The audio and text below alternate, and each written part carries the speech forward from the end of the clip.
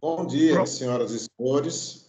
Estamos dando início neste momento a mais uma aula do nosso curso A Nova Lei de Licitações, contrato 14.183/21, principais inovações. Essa é a quinta aula desse curso. Preventivo da 14.133/21 e terá como palestrante a conselheira Ana Azevedo. Esse curso é pelo Tribunal de Contas, através da Escola de Contas do conselheiro José Amado Nascimento, tem como diretor e idealizador do curso o conselheiro Carlos Pina de Assis. Nós queremos iniciar nossos agradecimentos nesta manhã, através do próprio conselheiro Carlos Pina, claro, e também do pessoal da Escola de Contas, através da doutora Carla Andrade, que é a coordenadora da Escola de Contas, da doutora Ana, que é a supervisora, também do pessoal da Tecnologia Informática. Em nome da doutora Carla e doutora Ana, nós agradecemos à Escola de Contas. Em nome de Miguel, nós agradecemos ao pessoal da Tecnologia Informática. E também ao jornalista Adam Lima, que, em nome dele, agradecemos à Diretoria de Comunicação.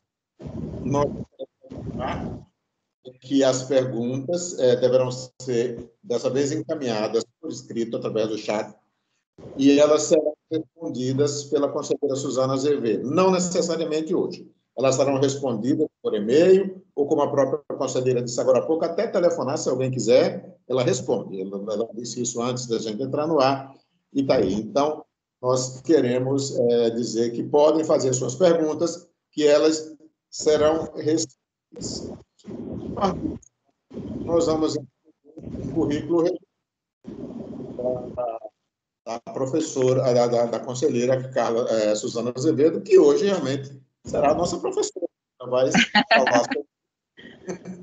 A nossa conselheira, ela é bacharel em Direito pela Faculdade Tiradentes, de 1987 a 91.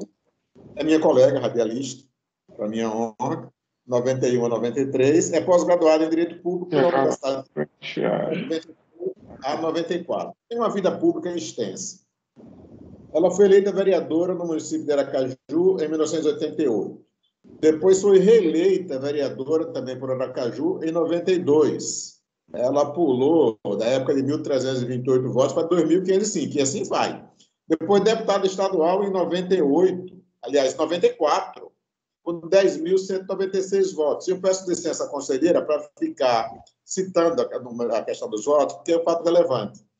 Em 98, no seu segundo mandato, ela teve uma queda, 9.696. Razões que não vamos comentar nesse momento.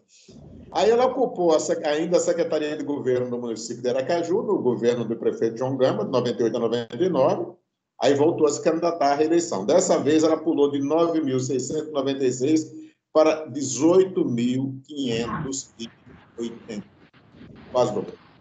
Disputou a prefeitura de Aracaju em 2004 pelo Partido Popular Socialista, sendo a segunda na votação geral, com 47.166 votos. E aí vem um fato altamente importante, quando ela se reelegeu deputada estadual em 2006, para o seu quarto mandato, com 24.958 votos. Ela pulou de 18 mil para 24 mil votos. Aí depois ela é reeleita deputada estadual em 2007 para o seu quinto mandato.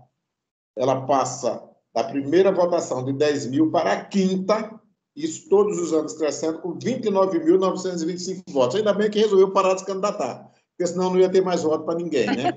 Aí a concorrência gostou. A doutora Suzana Azevedo teve 2 mandatos consecutivos de vereadora, 5 consecutivos de deputado estadual, num total de 7 mandatos legislativos e consecutivos, ininterruptos. Para o orgulho, eu gostaria de citar isso aqui, doutora Suzana, Tertuliano Azevedo, seu pai, que tem uma história, me permita falar, fugir, tem uma história linda, foi conselheiro do Tribunal de Contas, tem uma história linda no estado de Sergipe, de que eu tive a honra de ser amigo Por isso eu peço licença só para falar. Doutora Suzana Azevedo foi nomeada conselheira do Tribunal de Contas do Estado de Sergipe no dia 21 de fevereiro de 2014 e tomou posse em 24 de fevereiro de 2014 também. Aliás, ela tomou posse dia 25. 24 é a hora oficial, tomou posse dia 25. Vice-presidente do Tribunal de Contas do Estado de Sergipe e presidente da primeira Câmara do TCE no biênio 2016-2017.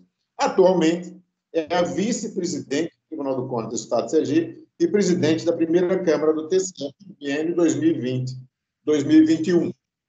Gente, eu já estou terminando, eu já pulei um bocado de coisa, senão a gente passa a manhã inteira aqui lendo o currículo.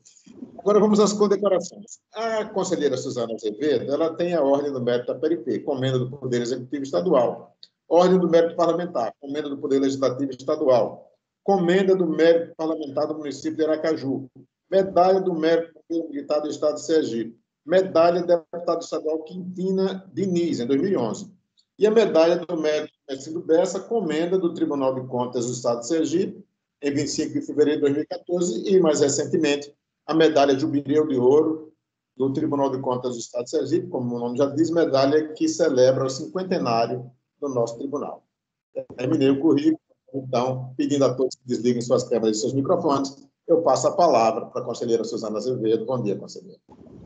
Bom dia a todos. É com muita alegria que eu estou aqui hoje para participar, né, do seminário sobre a nova lei das licitações. Eu queria dizer assim, da minha alegria de encontrar as carinhas que a gente conhece há tanto tempo, né? A alegria de encontrar a Roseane, encontrar Guilherme, encontrar a Carlinha, né? E todos aqueles que estão nos assistindo. Então, quanta saudade que nós temos do nosso convívio diário, né? De nos encontrarmos nos corredores, de juntos encontrarmos soluções aqui no Tribunal de Contas. Então, é muito bom encontrar todos vocês, muito bom, eu sou muito feliz no dia de hoje. Então, inicialmente, eu gostaria de cumprimentar a todos os integrantes desse tribunal que dedicaram um pouco do seu precioso tempo para se aprofundar na matéria do direito administrativo, especialmente na nova lei de licitações públicas, de número 14.133 de 2021, sancionada recentemente.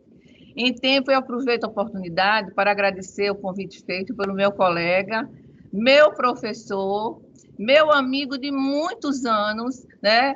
Amigo de meu pai, amigo da minha família, amigo da minha mãe, amigo de todos da minha família, uma pessoa que todos nós queremos muito bem, que é o doutor Carlos Pina de Assis, que tão bem dirige a Ecojan, ratificando para mim que é uma honra estar ao lado de professores e juristas de tão alto quilate. Confesso que está sendo um desafio ministrar esse curso. Devido à legislação ser nova, né, só temos praticamente mais um mês e pouco da lei, e de ter pouca literatura jurídica. Assim, espero que no módulo de hoje a gente possa trocar conhecimentos e juntos aprender cada vez mais sobre a nova lei. Destaca-se que a concretização desse curso demonstra, sobretudo, né, o cumprimento do artigo 173 da nova lei de licitações, que assim prescreve. Artigo 173. Os tribunais de contas deverão, por meio de suas escolas de contas, promover eventos de capacitação para os servidores efetivos e empregados públicos designados para o desempenho das funções essenciais à execução desta lei, incluídos cursos presenciais e à distância, redes de aprendizagem, seminários e congressos sobre contratações públicas. Eu acabei de atender um prefeito agora, e ele perguntou se o curso estaria aberto para que ele pudesse colocar toda a equipe dele, a comissão de licitação, o controle interno, as secretarias. Eu disse, não, o doutor Carlos Pina ele vai promover, logo em seguida, o curso que está sendo feito para os servidores do tribunal, ele vai promover um curso para os nossos parceiros, né, para os nossos jurisdicionados, para que eles possam também ter direito a ter o conhecimento da nova lei. Claro que este curso não será exauriente, já que há naturalmente muitas incertezas sobre a nova lei, o que demandará inúmeros debates sobre seus dispositivos. Nos módulos passados, vocês já tiveram aulas que falavam sobre os propósitos da nova lei, a missão da Escola de Contas de aperfeiçoar os gestores, o controle administrativo, obras e serviços de engenharia E agora estou incumbida no dever de ministrar outra parte do conteúdo programático, que trata da gestão de risco e controle preventivo na Lei 14.133 de 2021. Fiquei muito honrada de ser escolhida para falar sobre o tema. Afinal, esta matéria faz parte do meu dia a dia, especialmente no desempenho da função judicante, no exercício das atribuições do cargo de conselheira. Pois bem, começo minha aula, ou uma conversa, como vocês queiram dizer, ou melhor, com muita humildade, perante os meus colegas do tribunal, perante todos os técnicos do tribunal, tecendo alguns comentários sobre a nova lei de licitações. É bom rememorar, até porque estou partindo do pressuposto que vocês já foram inicializados no tema, de que a lei em questão tem vigência e eficácia imediata, revogando os crimes anteriormente previstos. Saliente-se que este regramento não revoga as leis anteriores, pois estabelece um período de 24 meses de convivência dos regimes da antiga lei de licitações, a Lei 8.666 de 93, a Lei do Pregão, a Lei número 10.520 de 2002, a Lei do Regime Diferenciado de Contratações, a Lei 12.462 de 2011, e a nova Lei de Licitações, a nova Lei de Licitações no objeto do curso.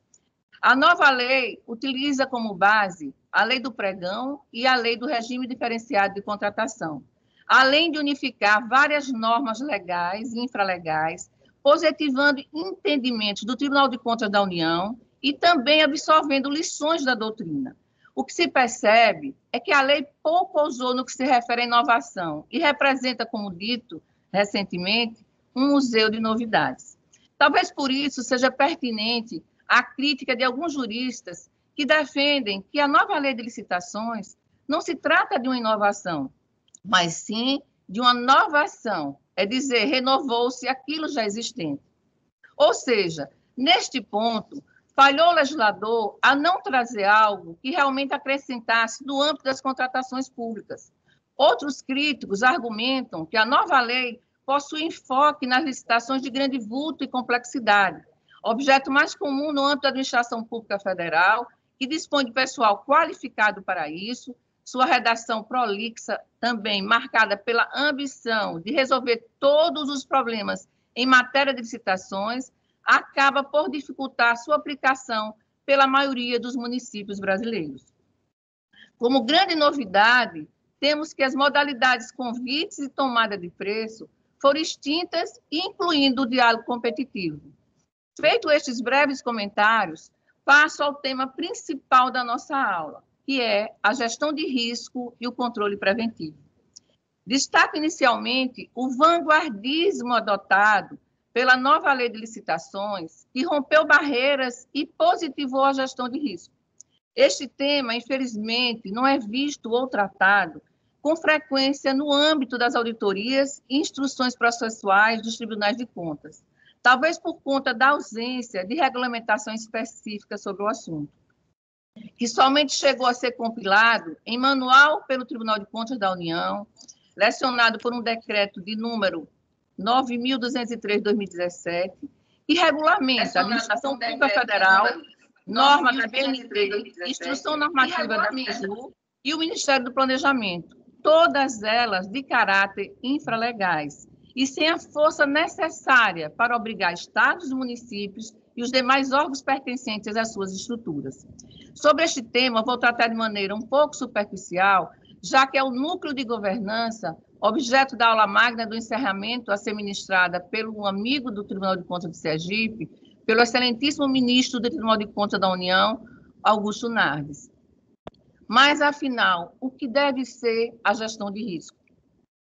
Precisamos, primeiramente, compreender o que é risco e seu gerenciamento. De uma maneira simples, risco é tudo aquilo que possa comprometer os objetivos da organização. Na Secretaria da Educação, se não ocorrer educação de qualidade, é um risco. Se o aluno não aprender, é um risco. Se houver superfaturamento, é um risco. Se a merenda não for ofertada, também é um risco.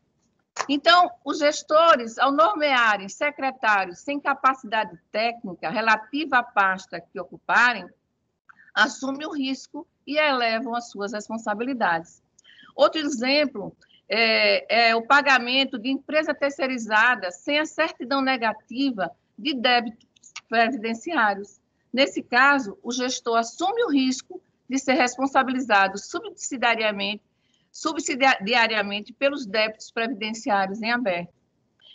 A gestão de risco é um importante instrumento de aperfeiçoamento, estando intimamente ligada ao princípio constitucional da eficiência. Através da boa gestão de risco, garante-se a tomada de decisão de forma racional, proporcionando o aumento de capacidade de lidar com eventos inesperados, favorecendo o uso eficaz e efetivo dos recursos. O interesse na institucionalização deste tema partiu do pressuposto de que qualquer organização corre riscos diariamente, sejam eles graves, leves ou moderados. Agora mesmo eu estou aqui numa sala, viu? Com 6 pessoas. Eu estou correndo risco. Sem máscara, estou correndo risco. Então, por serem de todas as proporções e poderem ocasionar danos extensos, o cenário ideal no âmbito da administração seria a criação de um gerenciamento com auxílio dos controles internos, de modo a tentar prevenir que determinadas situações ocorram, ou seja, ou casos sejam inevitáveis, que possam ser controladas os impactos por elas causados. Expliquei na teoria o que é gestão de riscos, mas nada melhor que um exemplo prático.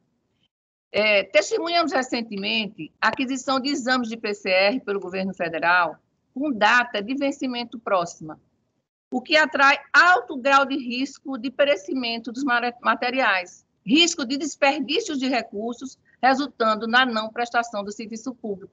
Então, foi o que aconteceu. O governo federal comprou 7 milhões, comprou os exames de PCR e ficaram 7 milhões armazenados naqueles depósitos em Guarulhos, quando podia muito bem ter distribuído em tempo hábil, né, já que esses exames teriam prazo de validade muito curto, para que a população pudesse ter sido testada. Então, outro exemplo claro de ausência de gerenciamento de risco é o caso das vacinas, em que o elevado risco de morte na sua não aplicação.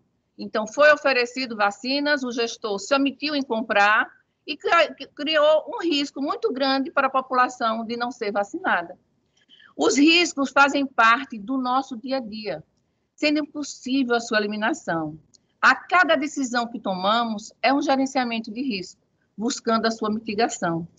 Para cada risco listado, você deve classificá-lo de modo que os mais importantes sejam resolvidos rapidamente, buscando preservar o objetivo final do projeto.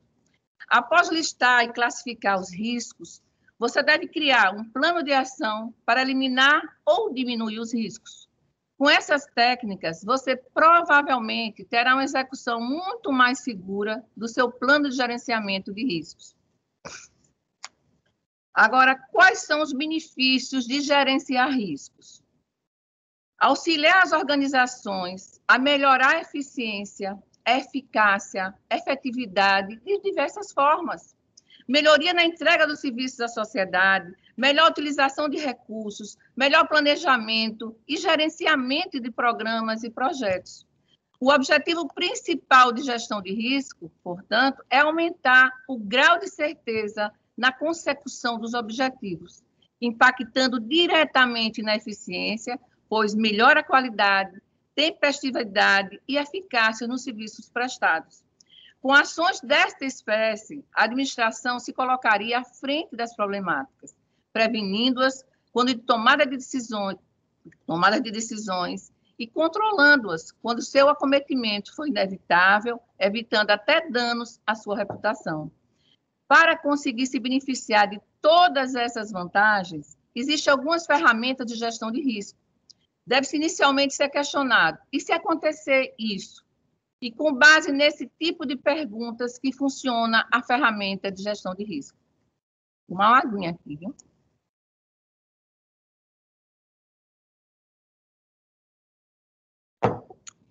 Trata-se de uma ferramenta que, além de identificar e avaliar chances de ocorrer determinado risco, consegue determinar as ações que precisam ser tomadas para diminuir a ocorrência de falhas. Em 2017, a União publicou um decreto que estabelecia a política de governança na administração pública federal, autárquica e fundacional, no qual tratou gestão de risco como sendo, abro aspas, o processo de natureza permanente, estabelecido, direcionado e monitorado pela alta administração, que contempla as atividades de identificar, avaliar e gerenciar potenciais eventos que possam afetar a organização, destinada a fornecer segurança razoável quanto à realização dos seus objetivos. Podemos conceituar risco como avaliação das consequências de um perigo, expresso em termos de probabilidade e severidade ou o efeito da incerteza nos objetivos. A gestão de risco tem como princípios o fomento à inovação e a ação empreendedora responsável, pela consideração dos riscos e oportunidades, além dos fatores humanos e culturais, podendo ser aplicada ainda de forma contínua em qualquer tipo de atividade. As etapas para a sua realização, elas são subdivididas em identificação de risco, avaliação do risco e respostas aos riscos, controles de ações, informação e comunicação e monitoramento. Não se pode perder de vista também que a ABNT, Associação Brasileira de Normas Técnicas, instituiu o ISO 31000, que é voltada para todos os órgãos e outros setores em caráter amplo, sejam públicos ou privados, e que traz diretrizes gerais para o gerenciamento de riscos, a qual, inclusive, pode ser personalizada para cada tipo de organização. Porém, por não ser objeto de devida valoração no poder público e no âmbito dos órgãos judiciais, carece de força vinculante. É importante que se faça o devido destaque acerca da necessidade de que os gestores implementem esta gestão de risco em suas administrações, em nome da boa governança. Isto porque o risco tem como conceito a possibilidade de que um evento afete negativamente o alcance de objetivos. E, em sendo alcançado com satisfatoriedade o plano de governo traçado, os benefícios administrativos e políticos serão incomensuráveis. Portanto, é necessário que haja esta boa vontade e interesse no melhoramento da gestão, trazendo para a realidade de cada um essas medidas imprescindíveis. Eu não sei se eu estou falando muito rápido. Vocês estão achando? Está bem? Está ótimo, está perfeito. Ah, que bom. É certo que alguns órgãos e empresas implementaram esta gestão de risco, a exemplo do TCE do Paraná, TCE do Mato Grosso do Sul, TCE de Rondônia, o STF, Dataprev, Petrobras, Infraero, mas é evidente a cogente necessidade de que esta prática seja enraizada em todas as pessoas de direito público, ou até naquelas de caráter misto, administradas pelo governo. No outro lado, analisando-se em termos macro, a gestão de risco se alocaria no ramo do direito administrativo, que é voltado para a governança pública e que tem como princípios a capacidade de resposta, integridade, confiabilidade, melhoria regulatória, prestação de contas e responsabilidade, além da transparência. Dentre essas ideias, o conceito de compliance vem sendo cada vez mais mencionado pelos estudiosos da administração pública. Trata-se de um instituto que visa a atuação em conformidade com as leis, que regem certa área, e o respeito aos padrões éticos, o respeito à integralidade, a ser íntegro. O estabelecimento de um programa de compliance por uma unidade gestora pode auxiliar na diminuição de custos, atração de investimentos, fortalecimento da imagem e da reputação da municipalidade. Portanto, compliance significa cumprimento, é cumprir todas as regras legais e da organização, para que os objetivos sejam cumpridos e os riscos mitigados. A cidade de Aracaju, a Prefeitura de Aracaju, foi a primeira a capital do Nordeste a dispor sobre o compliance.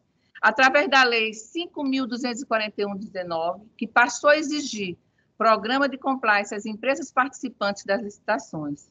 Posso citar como exemplo a situação de um órgão que deseja transferir sua base de dados de um servidor interno para um servidor remoto, a famosa nuvem. Esse é um exemplo prático de uma tomada de decisão em que ser e estar em compliance faz toda a diferença. Isso porque um programa de compliance vai realizar a gestão de riscos que a transferência do servidor pode eventualmente trazer. Afinal, nenhum órgão quer que seus dados sensíveis sejam violados. Então, portanto, podemos ver que a melhor maneira de minimizar riscos é através de procedimentos de controle. Os procedimentos preventivos ou detectivos que devem ser amplamente incentivados. As ações corretivas são necessárias para complementar os procedimentos de controle interno com a intenção de alcançar objetivos. A avaliação de risco é o processo de identificação e análise dos riscos relevantes para o alcance dos objetivos do órgão ou entidade e para determinar uma resposta apropriada. Feita esta breve explanação, relembro novamente que o tema será muito mais aprofundado pelo ministro DCU Augusto Nardes, dotado de expertise, e também, eu acho que recentemente, quando ele esteve aqui no tribunal, ele distribuiu até o livro, acho que a doutora Carlos Pina pode até dizer, é um livro sobre o assunto. Então, sobre o controle preventivo, passo a falar agora.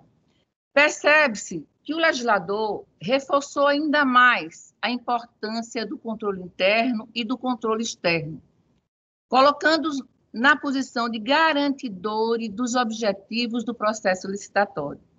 A exemplo do que prescreve o parágrafo único no artigo 11, que nos diz: a auto-administração do órgão ou entidade é responsável pela governança das contratações e deve implementar processos e estruturas, inclusive de gestão de riscos e controles internos, para avaliar, direcionar e monitorar os processos licitatórios e os respectivos contratos, com o intuito de alcançar os objetivos estabelecidos no caput deste artigo, promover um ambiente íntegro e confiável, assegurar o alinhamento das contratações ao planejamento estratégico e às leis orçamentárias e promover, então, eficiência, efetividade e eficácia em todas as suas contratações. Além do artigo citado, percebe-se a menção ao controle interno e ao controle preventivo em diversos dispositivos do texto da norma legal, indicando a preocupação do legislador em dar relevância ao tema. Como bem observado pelo conselheiro substituto Luiz Henrique Lima, que faz parte do Tribunal de Contas do Mato Grosso, abro aspas, observe que a Lei 866 de 1993, que nos regeu por quase 3 décadas, a expressão controle interno é mencionada por 6 vezes, sempre de forma associada aos tribunais de contas. Já no texto da nova lei, da nova norma, constam pelo menos 25 menções a controle interno, controles internos, controle preventivo, controle prévio e órgãos de controle. Isso indica, como o legislador acertadamente compreendeu, a relevância estratégica de atuação do controle interno para que sejam alcançados os objetivos do processo licitatório. Acerca do que foi dito pelo conselheiro Luiz Henrique, podemos citar algumas das poucas oportunidades em que o controle interno foi mencionado na antiga lei, como nos seus artigos 102 e 103. Na prática, qual a diferença das atividades de controle interno versus controle externo? Apesar de terem similaridade, quanto aos objetivos e técnicas, possuem uma atuação totalmente distinta. O controle interno integra a estrutura organizacional dos poderes da administração, acompanhando a execução dos atos e opinando, tem, portanto, natureza sugestiva, age de forma preventiva ou corretiva as ações a serem desempenhadas. Cabe ao controle interno assegurar a existência de erros e riscos potenciais, devam ser devidamente controlados e monitorados. Devem dotar o tomador de decisões das técnicas modernas de administração, oferecendo informação da legalidade e legitimidade de todos os atos praticados, da viabilidade ou não do cumprimento das diretrizes e metas estabelecidas, possibilitando a correção de eventuais desvios ou rumos de gestão. Já o controle externo, exercido pelos tribunais de contas, é autônomo e independente dos poderes e administrações e tem por objetivo verificar a probidade, guarda e legal emprego dos recursos e o cumprimento da lei. Dentre suas competências está avaliar o sistema de controle interno, se está funcionando corretamente, com estrutura adequada, que revele em suas ações resultados positivos, no sentido de subsidiar o gestor com informações e elementos técnicos para a tomada de decisões e também como elemento preventivo. Destaca-se que a sociedade se fortalece com a interação dos controles internos e externos. E é justamente nesta linha de fortalecimento que a nova lei dedicou um capítulo específico, denominado Controle das Contratações. O artigo 169, as contratações públicas deverão submeter-se às práticas contínuas e permanentes de gestão de risco e de controle preventivo, inclusive mediante a adoção de recursos de tecnologia da informação e, além de estar subordinadas ao controle social, sujeitar-se-ão às seguintes linhas de defesa. Primeira, a primeira linha de defesa, integrada por servidores e empregados públicos, agentes de licitação e autoridades que atuam na estrutura de governança do órgão ou entidade. A segunda linha de defesa é integrada pelas unidades de assessoramento jurídico e de controle interno do próprio órgão ou entidade. A terceira linha de defesa, integrada pelo órgão central do controle interno da administração e pelo Tribunal de Contas. Ao disciplinar sobre as linhas de defesa, o legislador instituiu as autoridades, os órgãos ou instituições que devem atuar no controle da administração de forma cooperativa, especificando as condutas a serem tomadas e em determinadas situações, visando melhorar o gerenciamento de riscos e o controle, o qual terá caráter contínuo, utilizando-se de ferramentas tecnológicas.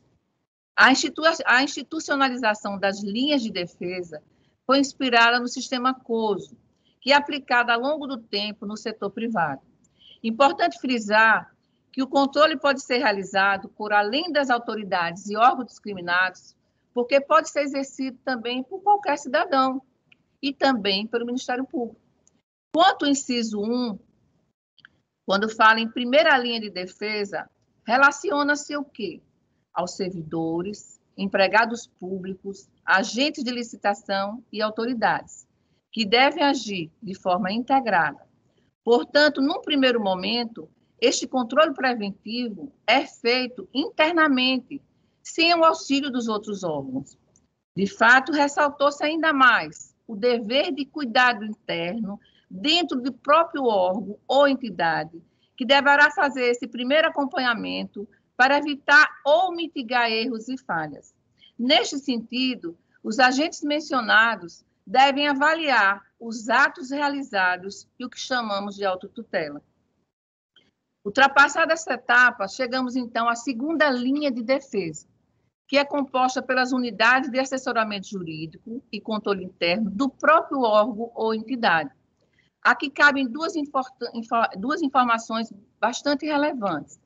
A primeira é o acréscimo da figura do parecerista jurídico, matéria que passou a ser positivada com mais clareza, além da indicação da responsabilidade pessoal, nos casos de dolo ou fraude, daquele responsável pela elaboração do trabalho técnico jurídico.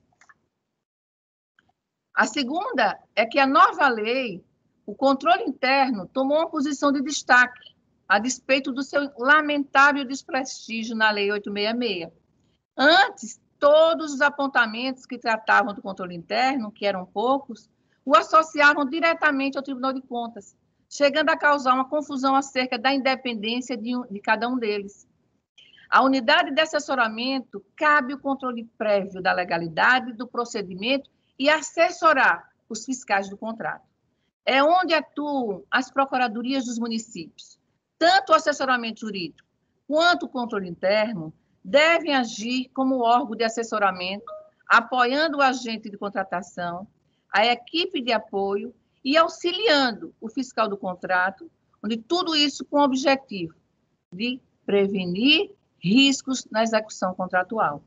Sobre o fiscal do contrato, que eu acho que também, eu queria também até incluir nos próximos cursos, doutor Carlos Pina, o fiscal do contrato, que tem um papel muito forte na nova lei, na hora que for fazer os cursos para os jurisdicionados, também incluir o fiscal do contrato.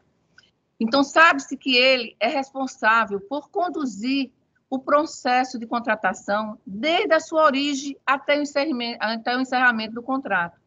Ele é um forte aliado para que as ações planejadas sejam efetivadas, constituindo sua importante alternativa na mitigação de riscos, visando aprimorar a atuação dos fiscais do contrato.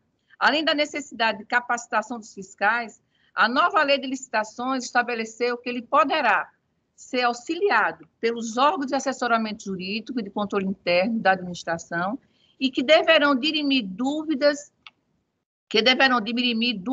e subsidiá-los com informações relevantes para prevenir riscos na execução contratual. Não é mais aceitável a indicação de fiscais de contrato sem a capacidade técnica.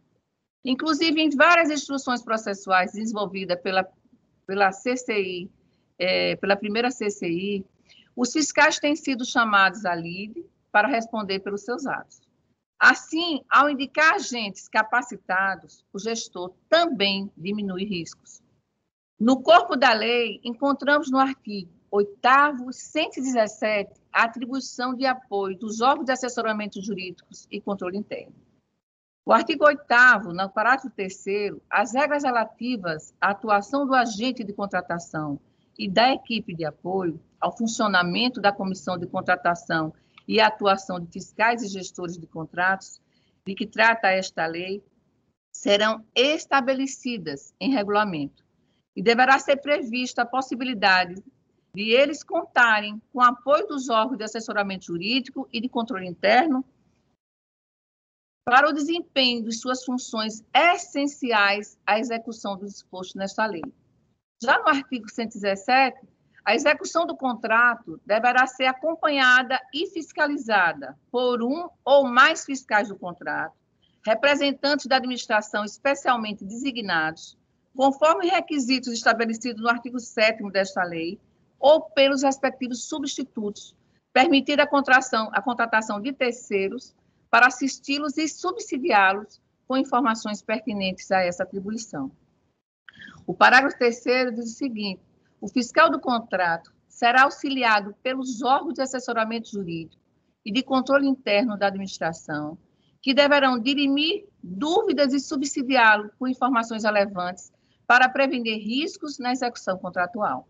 Aqui reside a preocupação de transformar órgãos de controle interno em órgãos de assessoramento jurídico, comprometendo a sua atuação, independência e sobrecarregando a estrutura com excesso de demandas. Ao final, no inciso 3º, temos os órgãos de controle interno internamente compostos pela Controladoria Geral da União e Controladoria Geral do Estado, cuja atividade finalística é atuar de forma independente, avaliando a eficiência da governança, gerenciando riscos e propondo ativamente melhorias na gestão e fiscalização e, externamente, auditorias feitas pelas Cortes de Contas. Essa linha de defesa tem a função de avaliação, não de gerência, e é o que distingue da segunda linha de defesa. Aqui, a auditoria será realizada no âmbito interno pelo controle interno central e no âmbito externo pelo Tribunal de Contas. O que nós vemos no município sergipanos é um secretário de controle interno, que fica no prédio da prefeitura, sem qualquer equipe, exercendo diversas funções, gerenciando, monitorando e auditando, ou seja, ele mesmo avalia seu trabalho. Não há qualquer segregação de função. Um controle interno sem a mínima estrutura eleva o risco das gestões nas contratações, porque, havendo um acúmulo de funções, há um aumento de probabilidade de não identificar todos os erros e todas as fraudes. Cito como exemplo o trabalho da CGU, que recentemente auditou o auxílio emergencial e identificou que 396.316 auxílios foram pagos indevidamente a agentes públicos.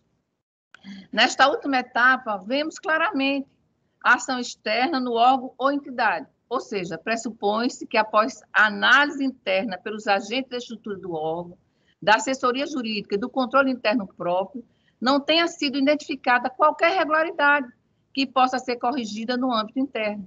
Então, submete-se à apreciação do procedimento aos órgãos externos. É importante não confundir o controle interno da segunda linha como o órgão central do controle interno deste inciso. A noção de sistema exige organicidade e complexidade, trazendo a necessidade de centralizar para uniformizar, padronizar, articular e coordenar ações. O sistema de controle interno é o somatório de todas as atividades de controle exercidas por cada unidade no dia a dia e em toda a organização. No contexto da administração pública, o sistema de controle interno é um conjunto de unidades técnicas dirigido e coordenado por unidade central de controle interno. Eu cito aqui, eu vou dar o exemplo da Coordenadoria Geral do Estado, né? Ela é a unidade central, mas em cada secretaria tem também seus núcleos de apoio ao controle, à unidade central. Então, é dessa forma que nós vamos ter realmente um controle interno eficiente, eficaz, fazendo com que o dinheiro público ele seja bem aplicado. É de extrema importância para garantir a padronização dos procedimentos de controle e a memória do órgão ou entidade. Independente da manutenção ou troca dos servidores que o operacionalizam, bem como dos gestores aos quais as informações são prestadas. Por exemplo, em Sergipe, nós temos o órgão central e eu dei o exemplo e estava até aqui, ó, e qual tem todas as projeções sobre todo o serviço público a poder executivo. A CGE tem a Secretaria de Transparência e Controle e tem unidade de controle interno em todas as secretarias, que são projeções desse órgão central para ajudar no controle. Por controle interno, não cabe mais restringi-lo a verificações de conformidade. Cabe a ele a execução de auditoria, devendo funcionar regularmente, a fim de enfrentar riscos e também mitigá-los. A atuação é realizada antes, durante e depois dos atos administrativos, com a finalidade de acompanhar o planejamento realizado, verificando a adequação às melhores práticas de gestão e garantindo que os dados contábeis sejam fidedignos. Compete às unidades executoras, em conjunto com a secretaria ou órgão a que estejam vinculadas, mediante acompanhamento e orientação da unidade central de controle interno, determinar os pontos de controle de cada atividade desenvolvida, estabelecendo aos seus responsáveis regras, procedimentos e prazos, com a finalidade de garantir a sua efetividade por meio de manuais de rotina ou regulamentação das atividades de cada setor. Um controle interno forte, atuante, com servidores bem preparados, respalda e resguarda a atuação do administrador, dificulta a ocorrência de irregularidades e resulta em uma melhor aplicação dos gastos públicos. O exercício do controle interno é uma atividade dinâmica e que deve ser aperfeiçoada continuamente, em função das mudanças e dos riscos que a entidade enfrenta. Os procedimentos de controle devem ser apropriados, funcionar consistentemente de acordo com o plano a longo prazo e a ter custo adequado, sendo abrangentes, razoáveis e diretamente relacionados aos objetivos do controle. A existência da unidade central do sistema de controle interno não exime os gestores das unidades executoras. No exercício de suas funções, da responsabilidade individual pela gestão dos controles internos, do limite da sua competência. É justamente no inciso 3 do artigo 169 que reside o foco desta apresentação. O citado artigo trouxe 3 linhas de defesa ou 3 linhas de controle das licitações e contratos públicos, por meio dos quais as licitações e contratações serão submetidas a contínuas e permanentes práticas de gestão de riscos e controle preventivo. Ao falar do controle preventivo, nos remetemos logo ao controle interno, do qual exige-se agora, mais do que nunca, estrutura permanente pelos entes estatais. Preferencialmente, este órgão deve ser composto de servidores de carreira, garantindo maior estabilidade na rotina de trabalho. Além disso, é importante que sejam cumpridos alguns critérios básicos na escolha dos servidores que farão parte do órgão. Do contrário, a nomeação de pessoal apenas com base na relação de confiança, sem considerar a expertise para o cargo, pode vir a prejudicar a concretização da função principal do controle interno. A atuação preventiva também é objeto das Cortes de Contas, e é algo que eu tenho almejado, tendo dia a dia ressaltado a sua importância.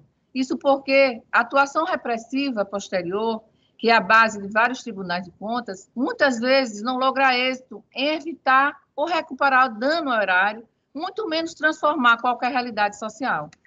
Portanto, foi de uma alegria quando observei que esta legislação priorizou expressamente o controle preventivo em relação ao repressivo. Para tanto, o controle preventivo deve ser real, com previsão legal, acesso irrestrito a quaisquer documentos, inclusive os sigilosos. Acredito que tanto o controle preventivo quanto o controle contemporâneo possuem força de transformar realidades e incentivar uma boa governança.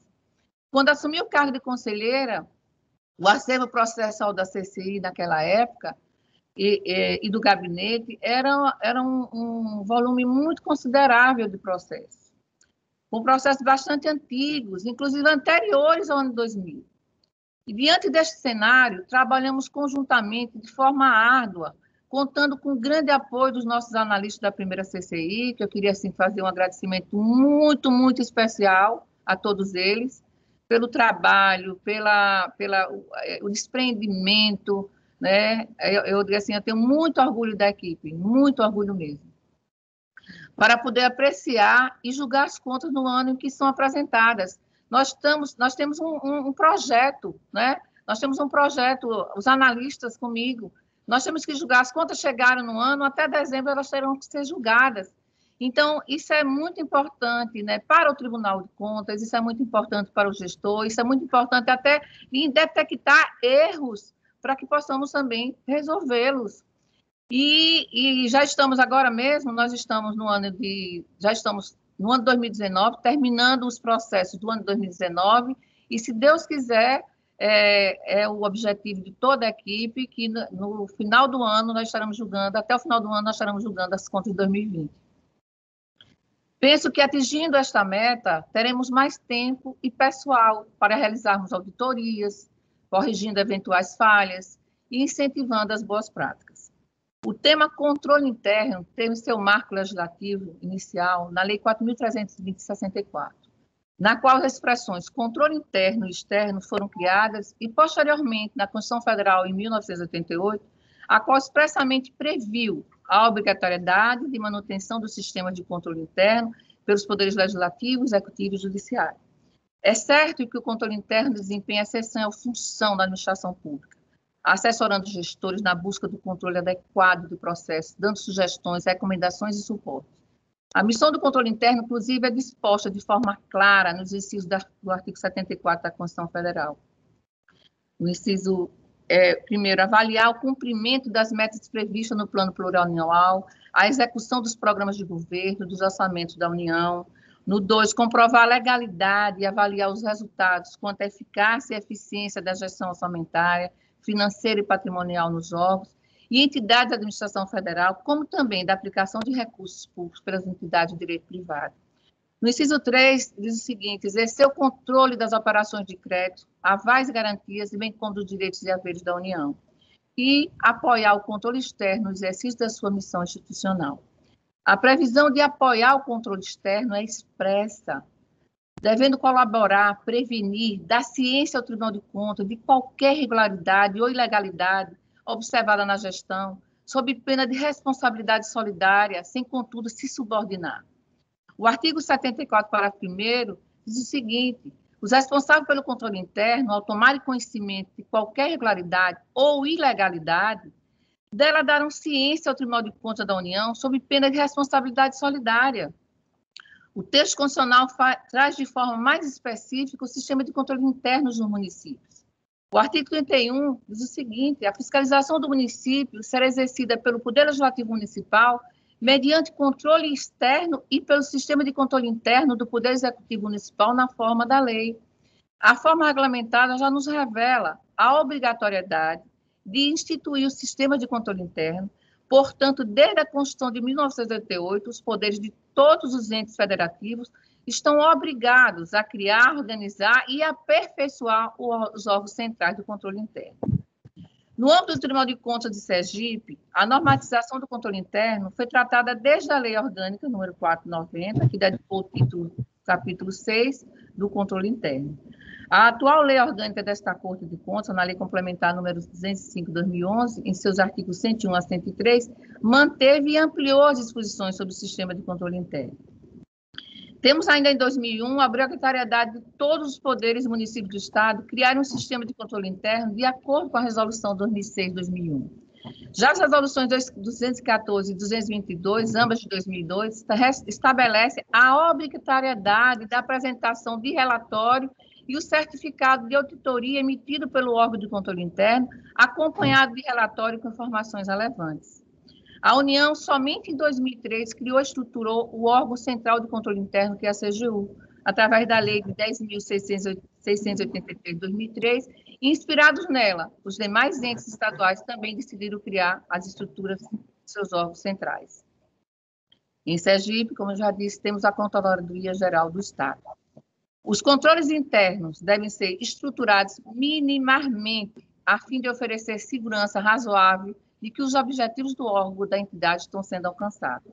Todavia, há décadas temos nos deparado com controles internos desorganizados, sem qualquer segregação de funções, dada a carência de pessoal, o que promove a ilegal acúmulo de funções, que é inevitável diante da atual realidade. Ainda há falta de recursos financeiros, de condições de trabalho e de orientações, esvaziando, infelizmente, os propósitos da unidade de controle. Infelizmente, no estado de Sergipe, apenas a capital e alguns municípios maiores conseguem ter essa estrutura organizada de controle interno. A nova lei de licitações parece não sanar as dúvidas e as dificuldades dos municípios. Ela demandará das unidades de controle interno um grande esforço para a compreensão de suas mudanças. É que, embora tenha sido idealizada para tratar apenas normas gerais, conforme previsão do inciso 27, do artigo 22 da Constituição Federal, a nova lei de licitações dispõe de quase 200 artigos, esmiuçando diversos aspectos, além de trazer institutos ainda desconhecidos pela larga maioria dos gestores, a exemplo do compliance, na administração pública. Os TCEs, na qualidade de agentes de controle externo, detêm a competência de avaliar e verificar a efetividade dos controles internos, levando em conta os procedimentos adotados, a exatidão e validade dos atos. Foi justamente nesse sentido que respaldei a minha atuação. Desde que assumi o cargo de conselheira do Tribunal de Contas do Estado de Sergipe, o aperfeiçoamento e a efetividade dos órgãos de controle interno foram algumas das minhas principais preocupações. Desta forma, em 2019, a primeira Coordenadoria de Controle e Inspeção, unidade sob a minha jurisdição, efetuou análise das atividades envolvidas pelo controle interno em diversos municípios sob a minha relatoria. A escolha de iniciarmos nossos trabalhos pelo controle interno surgiu após a reunião sobre o planejamento do ano das ações de 2019, em que os nossos analistas, a todo momento, alertaram sobre a necessidade e imprescindibilidade de termos controles internos propriamente efetivos e eficientes. A partir das falhas que foram detectadas em cada municipalidade, a unidade de auditoria sugeriu a elaboração de planos de ações, visando eliminar as causas dos apontamentos.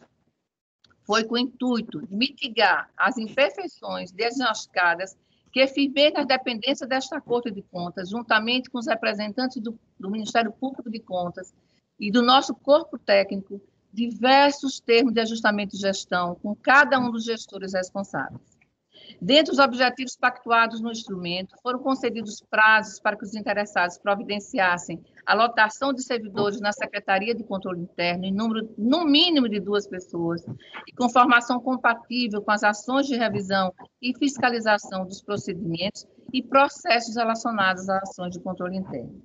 A confecção também de manual de procedimentos, contendo rotina de fiscalização, auditoria, checklists, papéis de trabalho, work paper, que subsidiem as orientações sobre processos e procedimentos relacionados às ações de controle interno.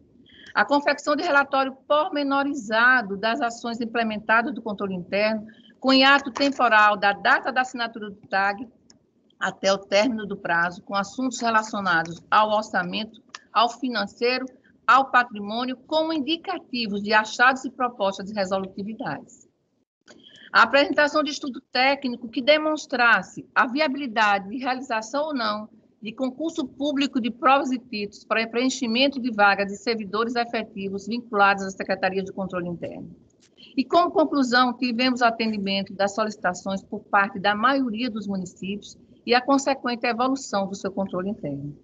A celebração dos TAGs representa o controle consensual realizado pelos tribunais de contas, utilizando-se de uma função pedagógica com o objetivo de orientar e contribuir tecnicamente para o aprimoramento da instituição e efetividade dos controles municipais do controle interno, visando uma atuação transparente da gestão, dos recursos públicos, eficiente. O Ministério da Saúde já respondeu meu e-mail, eu mandei ontem, já mandou o documento anexo. E eu já enviei para o seu e-mail, viu? Beijos, bom dia, bom final de semana. Eu vou voltar, tá certo?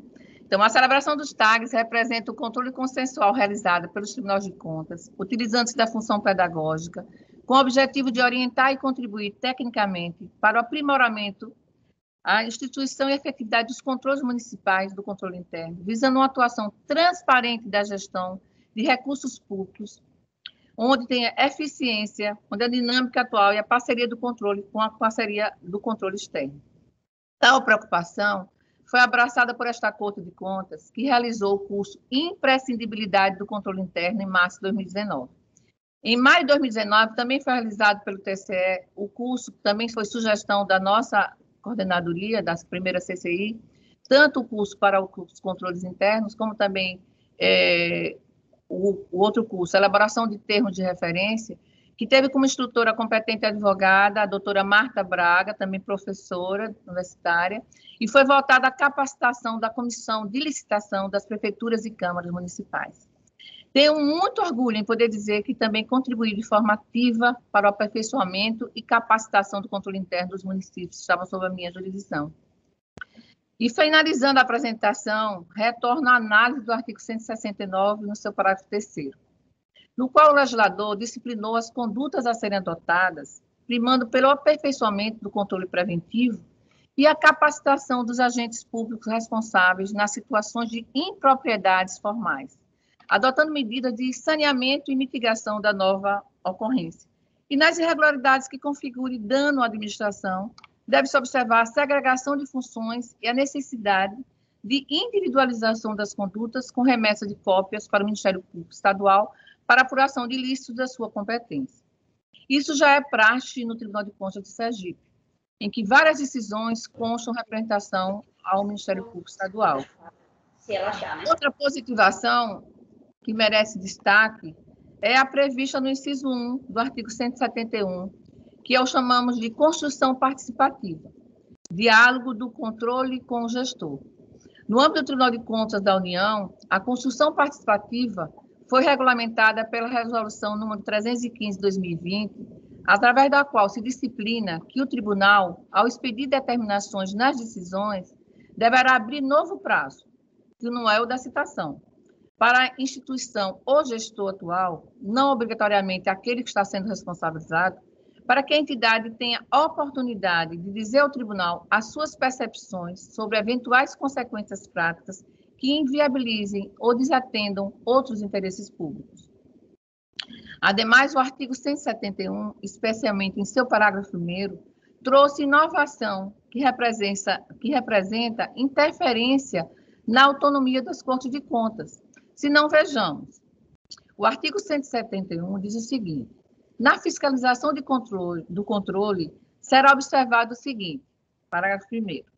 Ao suspender cautelarmente o processo licitatório, o Tribunal de Contas deverá pronunciar-se definitivamente sobre o mérito da irregularidade que tenha dado causa à suspensão no prazo de 25 dias úteis, contando da data do recebimento das informações, a que se refere o parágrafo 2º deste artigo, prorrogável por igual período uma única vez, e definirá objetivamente. Entendo que tal previsão é inconstitucional, porque, por via transversa, está alterando as leis orgânicas ao estabelecer prazo para instrução e julgamento de um tipo de processo. Há uma invasão de competência privativa dos nossos tribunais, partindo de uma premissa que não é verdadeira, de que as contratações desta lei devem ter prioridade em relação às demais demandas da Corte. Então, embora sendo a nova lei, embora por certo a nova lei exija debates e estudos mais aprofundados, devemos exercitar a hermenêutica da nova lei, a fim de construir interpretações que transcendam os problemas da antiga lei, para que não se repitam neste novo regime. Na minha opinião, a nova lei pouco inovou, mas temos que comemorar o avanço da normatização do controle interno na gestão e fiscalização das contratações públicas, de maneira a empreender esforços para consolidar institucionalmente e de forma definitiva o sistema de controle interno nos diversos órgãos e entidades públicas do país. Um controle interno eficiente diminui riscos do mau emprego dos recursos públicos. Eu agradeço a todos a paciência, espero que esse compartilhamento de conhecimento contribua para o aperfeiçoamento do exercício do controle externo e possamos cada vez mais abrir espaço para a troca de conhecimentos e assim possamos unidos fortalecer o Tribunal de Contas de Sergipe. Juntos integramos uma instituição essencial e que admiro muito por tudo que o Tribunal de Contas faz, pelos técnicos que o Tribunal de Contas dispõe. Há mais de 1 ano e 3 meses, a pandemia nos tirou o convívio diário, o contato corpo a corpo, não sentimos mais as emoções de olhar para o outro, porque convivemos online. Que saudade dos bons dias, dos aniversários, em que dedicávamos um pouco do nosso tempo de trabalho apenas para conviver, rir, ouvir, interagir com os outros. E peço a Deus que termine logo essa pandemia, que a vacina chegue para todos e o TCE, o Tribunal de Contas do Estado de Sergipe, possa funcionar na sua totalidade, profissional e pessoalmente, com a interação de todos. Termino essa conversa, que não é uma aula, que eu não sou professora do Carlos Pina, mas é um compartilhamento de informações que eu faço com os técnicos do tribunal. Então, eu termino a conversa com a seguinte frase: tudo na vida é gerenciamento de risco, não sua eliminação. Walter Huiston. Um grande beijo, um abraço. Eu tenho uma consulta às 4h em Salvador. Eu já estou praticamente, eu não vou voltar nem mais em casa, daqui mesmo eu estou indo para Salvador. Às 16 horas eu tenho que estar lá. Então, eu não vou poder ficar para o debate. Como eu sempre fiz, como eu sempre participei, França é testemunha de todas as nossas palestras que nós tivemos aqui nos auditórios da nossa Ecojam. Mas, infelizmente, eu não queria desmarcar o compromisso que eu tinha com vocês hoje. E também não podia desmarcar a consulta em Salvador. Então, é por isso que eu peço a vocês, eu não me incomodo de responder nenhuma pergunta, pelo contrário, eu quero muito interagir com vocês, porque nós estamos aprendendo a lei. A lei, ela só tem praticamente 1 mês e pouquinho, é um recém-nascido, e com certeza é com essa interação, com o compartilhamento de informações, é que nós vamos chegar exatamente a conhecer a lei como um todo. Então, eu fico muito feliz, muito lisonjeada de ter sido convidada pelo meu querido colega Carlos Pina de participar do encontro. Esse encontro vai ser fechado com pessoas assim como o ministro Nardes, que é uma pessoa que vai trazer vários ensinamentos muito importantes para todos os técnicos. E, assim, eu só tenho a agradecer muito e dizer que foi uma singela participação para que vocês possam estudar e apreciar a nova lei. Um grande abraço, que Deus ilumine, né, a todos vocês, tenham saúde, que possamos estar vacinados, que Sergipe inteiro possa estar vacinado, o Brasil inteiro. Ontem mesmo estava vendo o Jornal Nacional, né, a máscara já foi abolida de todos aqueles que foram vacinados nos Estados Unidos. Então, nós queremos isso, nós queremos que o Brasil não tenha manchetes tão tristes, onde nós estamos vivendo um momento tão doloroso, com perda de amigos queridos, né, de pessoas queridas, casos assim fatais. Agora mesmo eu tive essa semana a notícia de um amigo meu de General Mainá, que morreu em março, o outro irmão morreu em abril, e segunda-feira morreu o outro irmão. Então, são pessoas assim, que eram pessoas muito queridas, e ver uma família só perder. Chega a me emocionar, perder os 3 irmãos de uma vez só. Então, que a vacina chegue, e eu rezo todos os dias por isso, para que possamos ter mais tranquilidade, para que possamos ter nossas vidas de volta. E que o tribunal possa trabalhar em toda a sua totalidade, com todo mundo se encontrando, todo mundo reunindo, todo mundo debatendo, fazendo nossas reuniões aqui na sala de reuniões, e com certeza fazendo o melhor para o povo de Sergipe. Um beijo no coração de todos.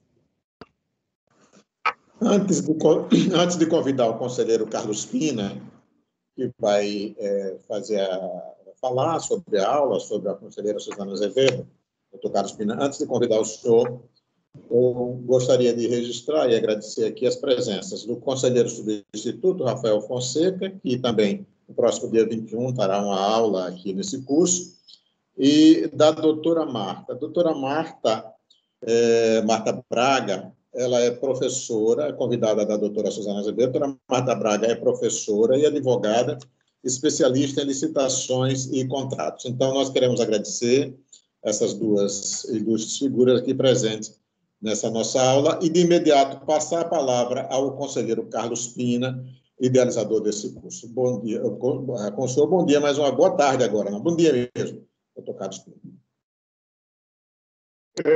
Bom dia a todos. Eu agora que estou na sala, realmente, eu saí antes do início da gravação, queria dirigir duas à conselheira, em primeiro lugar, dizendo que a aula foi da melhor qualidade, uma aula magistral, e que supera a nossa expectativa em relação a um tema difícil, porque é um tema com pouco tratamento, ainda com muito pouco na literatura jurídica e na literatura contábil do Brasil, e que está sendo colocado pela conselheira com tal propriedade que eu vou lhe fazer 2 pedidos. Eu acabo de assinar um ofício de confirmação e de requisição de apoio à presidente do Tribunal de Contas da União, a ministra Ana Reis, dando a ela ciência, e comunicando e pedindo à Sua Excelência o apoio no sentido de que esteja conosco na sala virtual, no próximo dia 28, o ministro Augusto Nardes, que ele já confirmou, mas é de praxe que a gente faça essa comunicação à presidenta da União. Eu acabo de assinar o ofício dirigido à ministra Ana Reis. Mas, além disso, eu pedi que se juntasse algum elemento, alguns dados sobre esse curso, entre os quais essa palestra de hoje, que é de relevância absoluta para o desenvolvimento do tema de atualização dos nossos técnicos relativamente à nova lei de licitações de contratos públicos, a Lei 14.133, que tem um pouco mais de um mês de editada. Desculpe. Pois bem, mas estou fazendo isso, mas para pedir à conselheira Suzana Azevedo que me autorize enviar para o TCU a sua aula, em primeiro lugar. Em segundo lugar, pedindo que me autorize a enviar mais adiante. Por quê?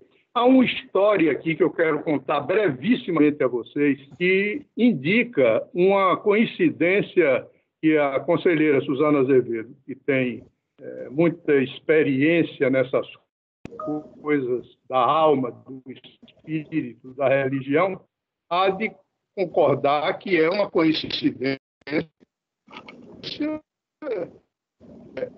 para esse curso que nós estamos anteontem e ontem concede na Argentina, reuniram-se professores, conselheiros, ministros espanhóis e argentinos para tratar exatamente deste tema. O tema desenvolvido pela conselheira Suzana Azevedo, com maior extensão, eu até diria, e decorrente de uma lei brasileira, de grande atualidade. O artigo do conselheiro Antônio Arias Rodrigues, síndico de contas do Principado de Astúrias, na Espanha, professor de Salamanca, a culpa é do auditor. Ou seja, tudo que se faz, isso tem tudo a ver, se culpa o auditor como se o responsável o principal agente das nossas intervenções e que se conseguisse transferir para o auditor a culpabilidade daquilo que ocorreu de errado. Eu estou pedindo até o frontispício do artigo, que é um artigo de ontem, vejam como é atual. É um artigo de ontem, cuidando deste tema, que a conselheira Suzana Azevedo acabou de desenvolver com proficiência. E eu queria pedir à conselheira Suzana Azevedo que me autorizasse também a enviar os dados da conferência dela para a Espanha, para o maior de divulgação de controle de contas públicas no mundo, que é este fiscalização.es, um site é de Salamanca, espanhol, é de Salamanca, doutor Carlos Pina? A Universidade de Salamanca?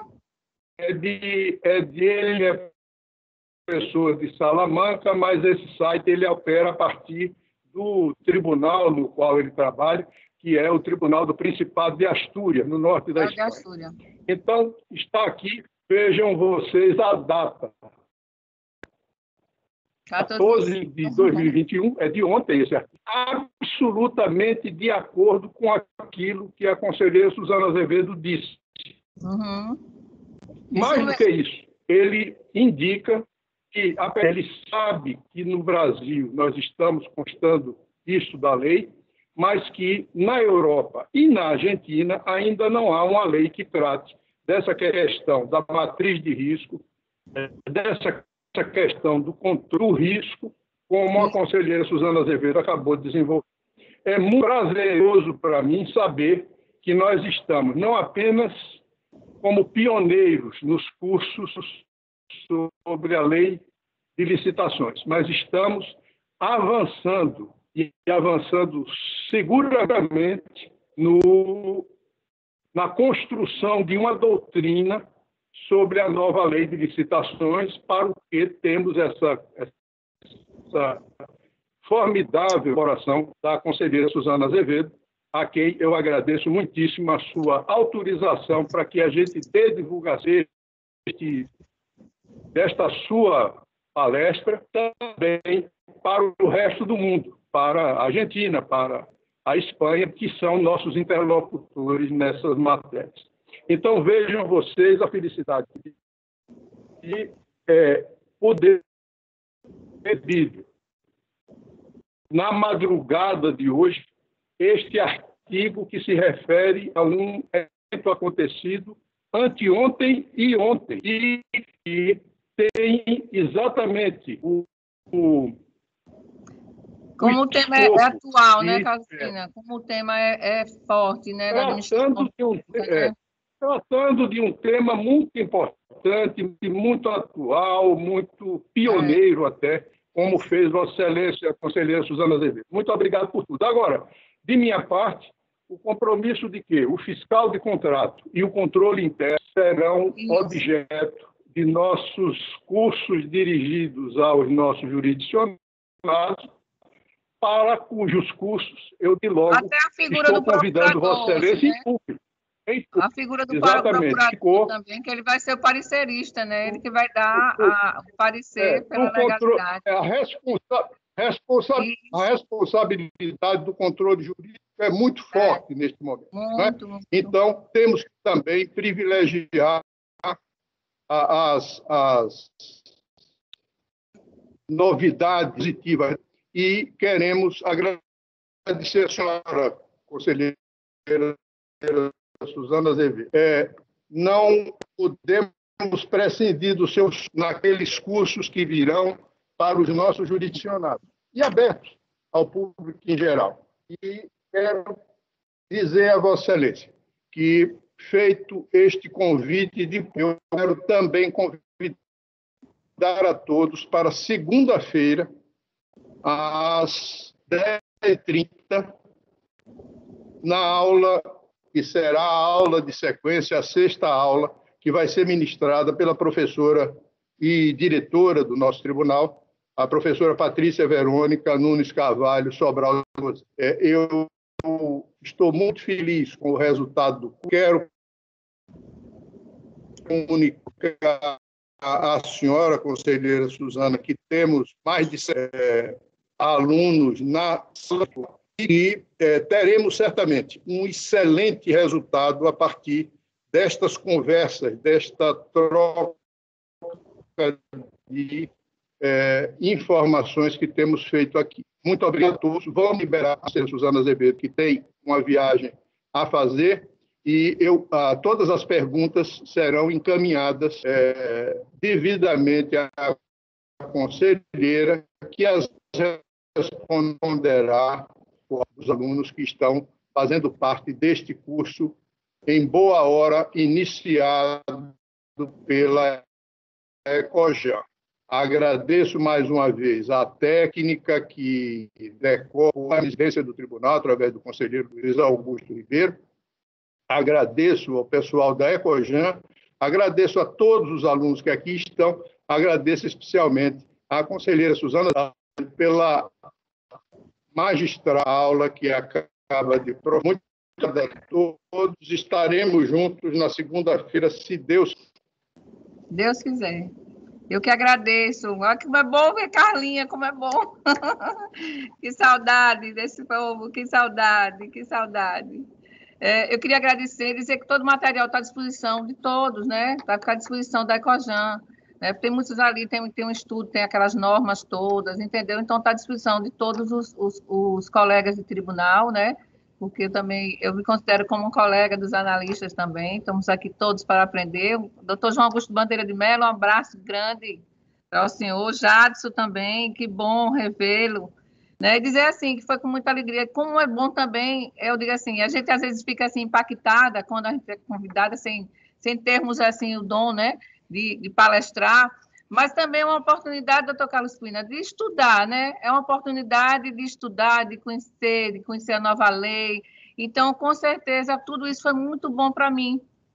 Foi um aprimoramento, né? Eu tive a equipe também me ajudando, queria agradecer muito a equipe do gabinete, a equipe da CCI, e dizer assim que eu estou muito feliz, estou assim com aquele sentimento de dever cumprido, porque não foi uma aula, foi um compartilhamento de informações que eu trouxe para os colegas, entendeu?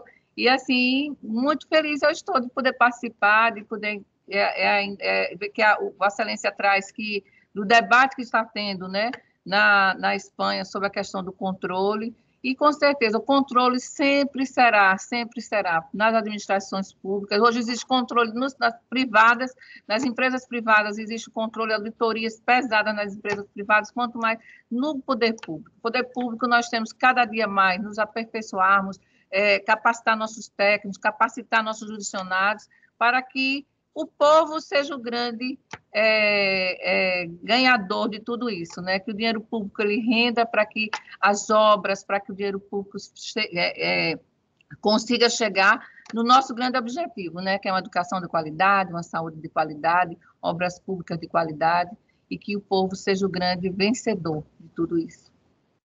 Mas muito feliz de estar com vocês aqui. Uma saudade muito grande.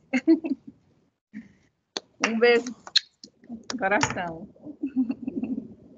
Com a palavra da conselheira Suzana Azevedo e em nome do conselheiro Carlos Pina, nós decretamos encerrado o evento dessa manhã, reforçando apenas o convite do conselheiro Carlos Pina para o nosso encontro na próxima segunda-feira, às 10h30, com a aula da doutora Patrícia Verônica. Muito obrigado a todos.